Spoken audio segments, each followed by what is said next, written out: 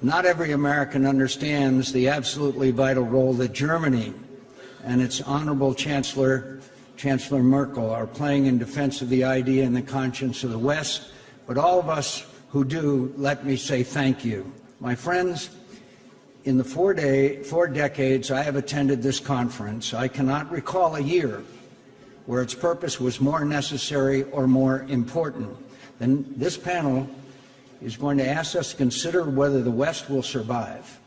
In recent years, this question would invite accusations of hyperbole and alarmism, not this year. If ever there was a time to treat this question with a deadly seriousness, it is now. This question was real half a century ago, when Ewald von Kleist and the founders of this conference, indeed, it's why they first started coming to Munich. They did not assume that the West would survive because they had seen its near annihilation. They saw open markets give way to beggar thy neighbor protectionism and the poverty that imposed. They saw world order fracture into clashing ethnic and nationalist passions and the misery that brought. They saw the rise of hostile great powers and the failure of deterrence and the wars that followed.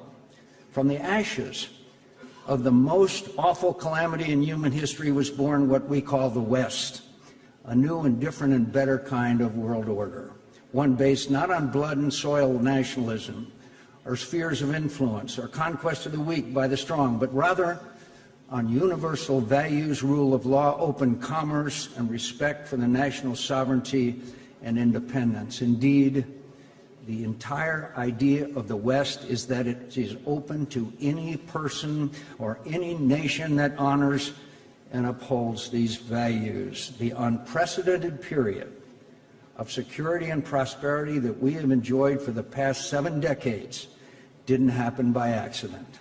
It happened not only because of the appeal of our values, but because we backed them up with our power and persevered in their defense. Our predecessors did not believe in the end of history or that it bends inevitably towards justice. That's up to us. That requires our persistent, painstaking effort, and that's why we come to Munich year after year after year.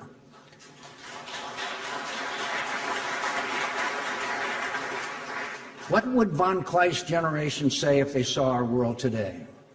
I fear that much about it would be all too familiar for them, and they would be alarmed by it. They would be alarmed by an increasing turn away from universal values and toward old ties of blood and race and sectarianism.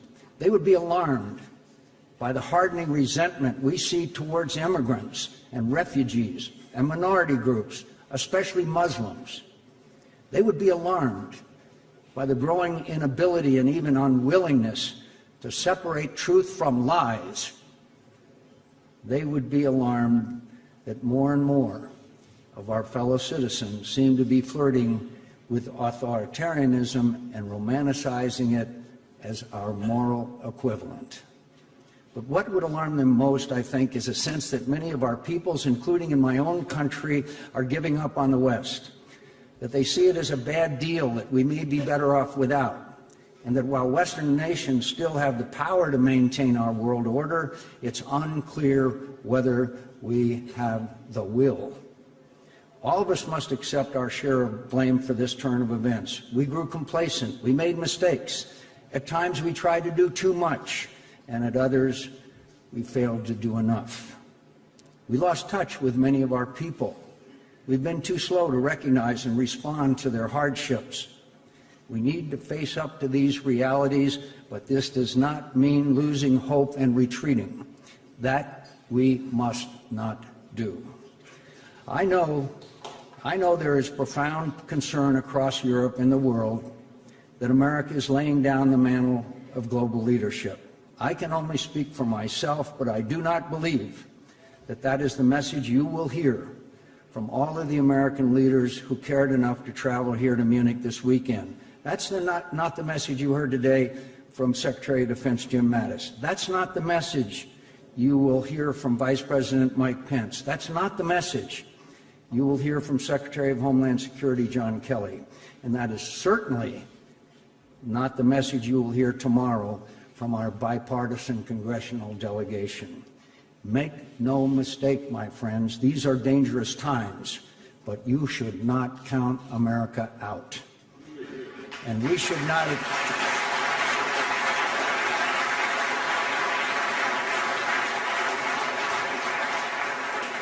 And we should not count each other out. We must be prudent, but we cannot wring our hands and wallow in self-doubt. We must appreciate the limits of our power, but we cannot allow ourselves to question the rightness and goodness of the West.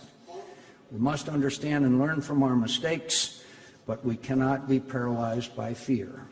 We cannot give up on ourselves and on each other. That is the definition of decadence. And that's how world orders really do decline and fail. That is exactly what our adversaries want. This is their goal. They have no meaningful allies, so they seek to sow dissent among us and divide us from each other. They know that their power and influence are inferior to ours, so they seek to subvert us and erode our resolve to resist and terrorize us into passivity. They know they have little to offer the world beyond selfishness and fear. So they seek to undermine our confidence in ourselves and our belief in our own values. We must take our own side in this fight. We must be vigilant. We must persevere. And through it all, we must never cease to believe in the moral superiority of our own values, that we stand for truth against falsehood, freedom against tyranny, right against injustice, hope against despair, and that even though we will inevitably take losses and suffer setbacks through it all, as long as people of goodwill and courage refuse to lose faith in the West, it will endure. That's why we come to Munich. That's why we come to Munich, year in and year out, to revitalize our common moral purpose, our belief that our values are worth the fighting for. Because in the final analysis, the survival of the West is not just a material struggle. It is now, and has always been, a moral struggle. Now more than ever, we must not forget this. During one of the darkest days of the early Cold War, the great American novelist William Faulkner delivered a short speech in Stockholm upon receiving the Nobel Prize for Literature. "I decline to accept the end of man," Faulkner said. "I believe that man will not merely endure, he will prevail. He is immortal, not because he alone among creatures has an inexhaustible voice, but because he has a soul, a spirit capable of compassion and sacrifice and endurance. Even now, when the temptation to despair is greatest, I refuse to accept the end of the West. I refuse to accept the demise of our world order. I refuse to accept that our greatest triumphs cannot once again spring from our moments of greatest peril as they have so many times before. I refuse to accept that our values are morally equivalent to those of our adversaries. I am a proud, unapologetic believer in the West. I believe we must always stand up for it